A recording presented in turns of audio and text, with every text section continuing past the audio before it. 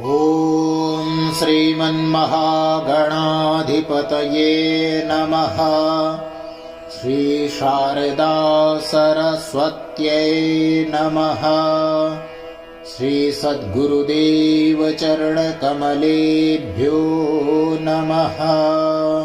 ॐ पुराणपुरुषोत्तमाय नमः।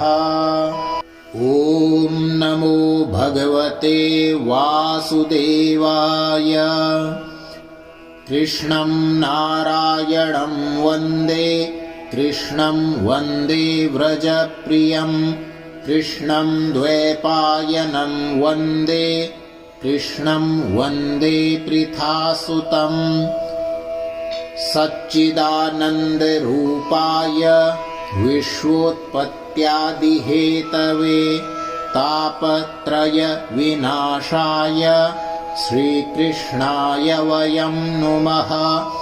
यं प्रव्रजन्तमनुपेतमपेतकृत्यं, द्वैपायनो विरहकातर आजुहाव।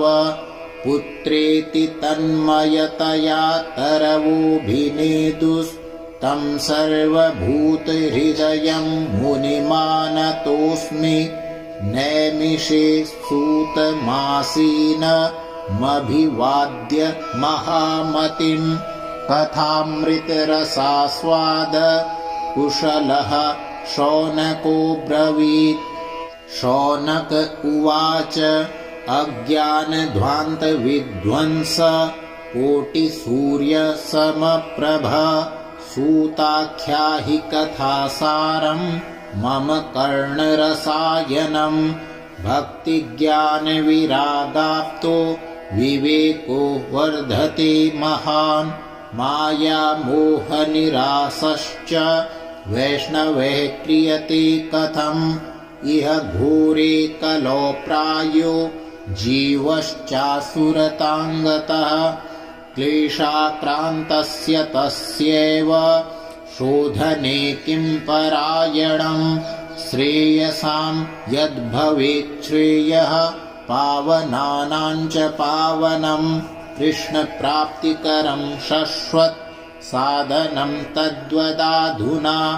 चिन्तामणिर्लोकसुखं सुरद्रुः स्वर्गसम्पदं, प्रयच्छति गुरुः प्रीतो वैकुण्ठं योगिदुर्लभम्। सूत उवाच प्रीतिः शौनकचित्ते ते, यतो वच्मि विचार्य च। सर्वसिद्धान्तनिष्पन्नं संसारभयनाशनं, भक्त्योगवर्धनं यच्च कृष्णसन्तोषहेतुकं। तदहं तेऽभिधास्यामि सावधानतया शृणु।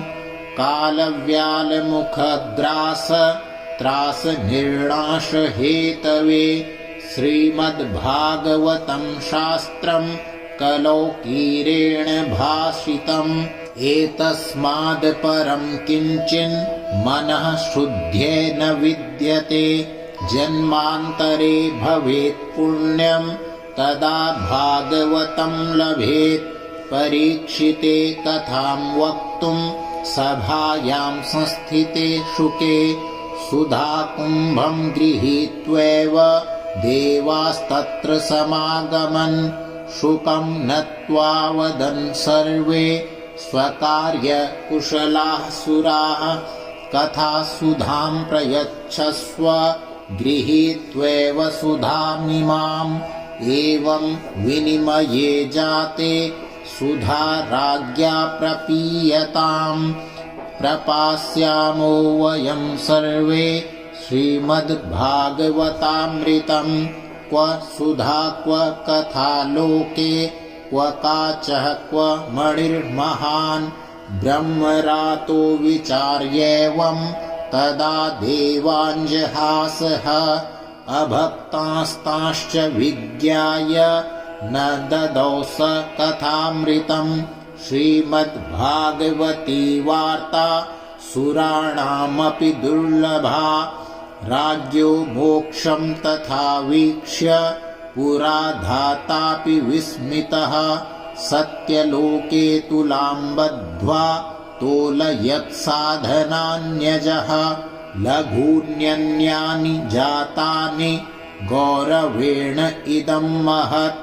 तदा ऋषिगणाः सर्वे विस्मयं परमं ययुः मेनिरे भगवद्रूपं शास्त्रं भागवतं कलौ पठनात् श्रवणात् सद्यो वैकुण्ठफलदायकं सप्ताहेन श्रुतं चैतत् सर्वथा मुक्तिदायकं सनकाद्यैः पुरा प्रोक्तं नारदाय दयापरैः यद्यपि ब्रह्मसम्बन्धात् श्रुतमेतत् सुरर्षिणा सप्ताह श्रवणविधिः कुमारैस्तस्य भाषितः।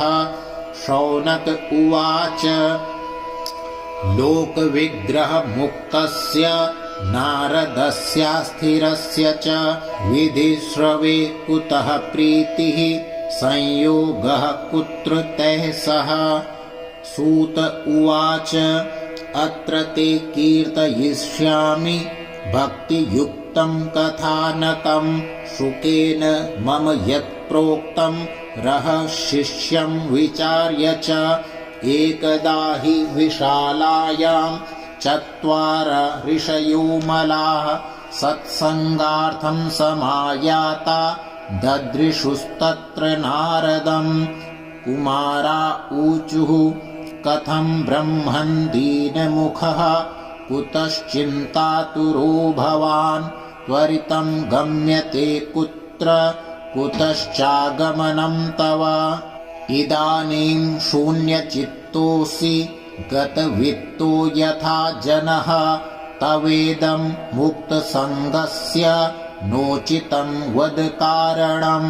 नारद उवाच अहं तु पृथिवीं यातो ज्ञात्वा सर्वोत्तमामिति पुष्करं च प्रयागं च काशीं गोदावरीं तथा हरिक्षेत्रं कुरुक्षेत्रं श्रीरङ्गं सेतुबन्धनम् एवमादिषु तीर्थेषु भ्रममाण इतस्ततः नापश्यं कुत्रचिच्छर्म मनः सन्तोषकारकम्। कलिना धर्ममित्रेण धरेयं बाधिताधुना सत्यं नास्ति तपः शौचं दया दानं न विद्यते। उदरं भरिणो जीवा वराकाः कूटभाषिणः मन्दाः सुमन्दमतयो मन्दभाग्यायुपद्रुताः पाखण्डनिरताः सन्तो विरक्ताः सपरिग्रहा। तरुणी प्रभुता गेहे श्यालको बुद्धिदायकः कन्या विक्रयिणो लोभात् दम्पतीनां च कल्कनम्। आश्रमा यवनैरुद्धास्तीर्थानि सरितस्तथा देवतायतनान्यत्र दुष्टैर्नष्टानि भूरिशः। न योगी नैव सिद्धो वा न ज्ञानी सत्क्रियो नरः। कलिदावानलेनाद्य साधनं भस्मतां गतम्। अट्टशूला जनपदा शिवशूला द्विजातयः कामिन्यः केशशूलिन्यः सम्भवन्ति कलाविह। एवं पश्यन् कलेर्दोषान् पर्यटन्नवनीमहं यामुनं तटमापन्नो यत्र लीला हरेरभूत्। तत्राश्चर्यं मया दृष्टं श्रूयतां तन्मुनीश्वराः। एका तु तरुणी तत्र निषण्णा खिन्नमानसा वृद्धो द्वौ पतितौ पार्श्वे निःश्वसन्तावचेतनौ शुश्रूषन्ति प्रबोधन्ति रुदति च तयोः पुरः। दश दिक्षु निरीक्षन्ति रक्षितारं निजं वपुः।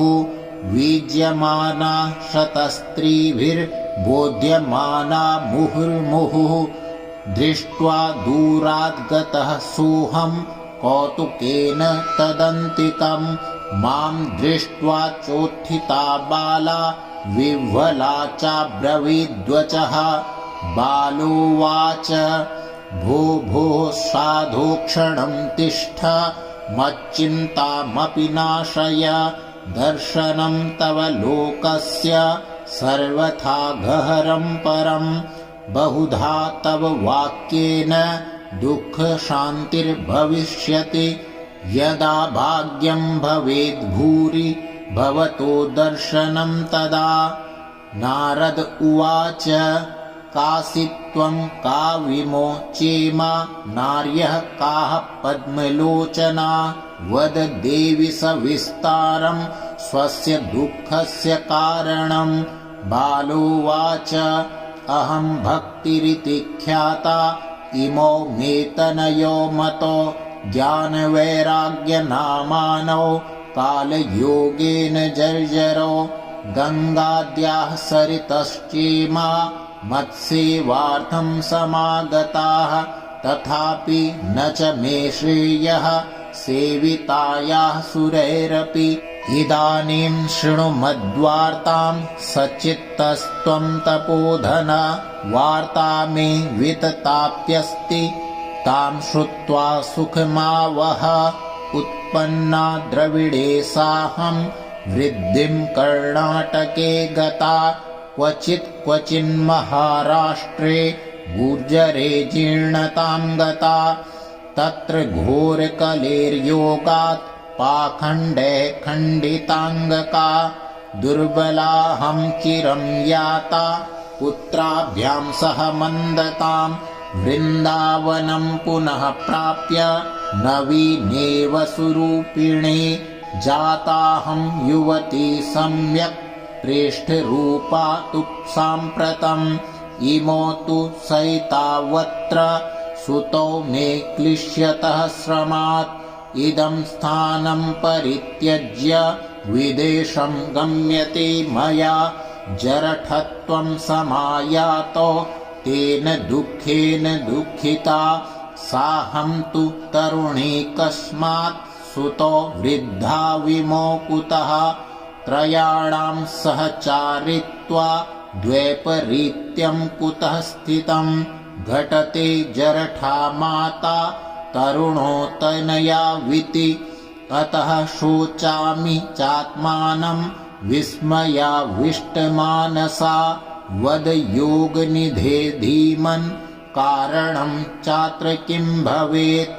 नारद उवाच ज्ञानेनात्मनि पश्यामि सर्वमेतत्तवानघे न विषादस्त्वया कार्यो हरिः शंते करिष्यति।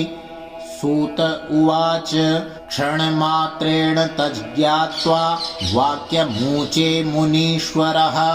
नारद उवाच शृणुष्वावहिता बाले युगोऽयं दारुणः कलिः तेन लुप्तः सदाचारो योगमार्गस्तपांसि च जना अघासुरायन्ते साठ्यदुष्कर्मकारिणः इह सन्तो विषीदन्ति प्रहृष्यन्ति यसाधवः धत्ते धैर्यं तु यो धीमान् स धीरः पण्डितोऽथवा अस्पृश्यानवलोक्येयं शेषभारकरीधरा वर्षे वर्षे क्रमाज्जाता मङ्गलं नापि दृश्यते न त्वामपि सुतः साकं कोऽपि पश्यति साम्प्रतम् उपेक्षितानुरागान्धैर्जर्जरत्वेन संस्थिता वृन्दावनस्य संयोगात् पुनस्त्वं तरुणी नवा धन्यं वृन्दावनं तेन भक्तिर्नृत्यति यत्र च अत्रेमो ग्राहका भावान् न जरामपि मुञ्चतः किञ्चिदात्मसुखेनेह प्रसुप्तिर्मन्यते न यो।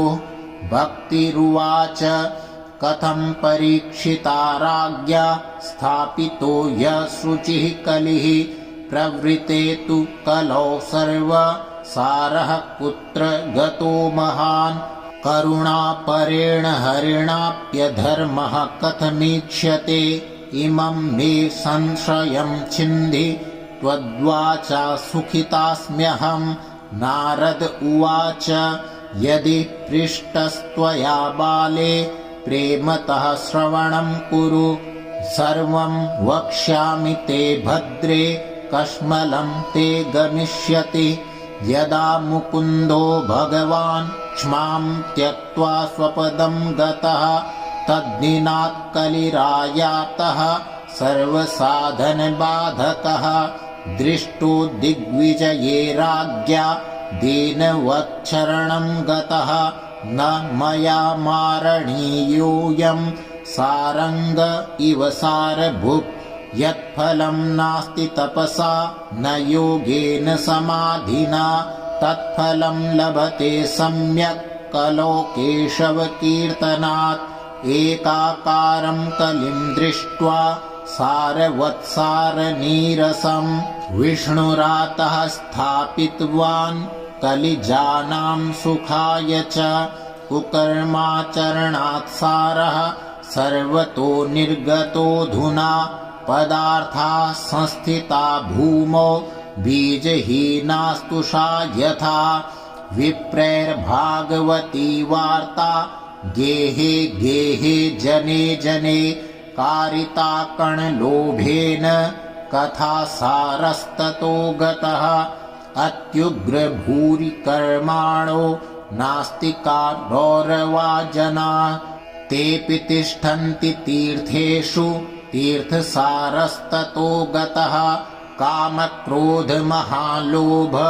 तृष्णा व्याकुलचेतसः तेऽपि तिष्ठन्ति तपसि तपः सारस्ततो गतः मनसश्चाजयाद्लोभात् दम्भात् पाखण्डसंश्रयात् शास्त्रानभ्यसनाच्चैव ध्यानयोगफलं गतम् पण्डितास्तु कलत्रेण रमन्ते महिषा इव पुत्रस्योत्पादने दक्षा अदक्षा मुक्तिसाधने न हि वैष्णवता कुत्र सम्प्रदाय पुरःसरा एवं प्रलयतां प्राप्तो वस्तुसारः स्थले स्थले अयं तु युगधर्मो हि वर्तते कस्य दूषणम् अतस्तु पुण्डरीकाक्षः सह ते निकटे स्थितः सूत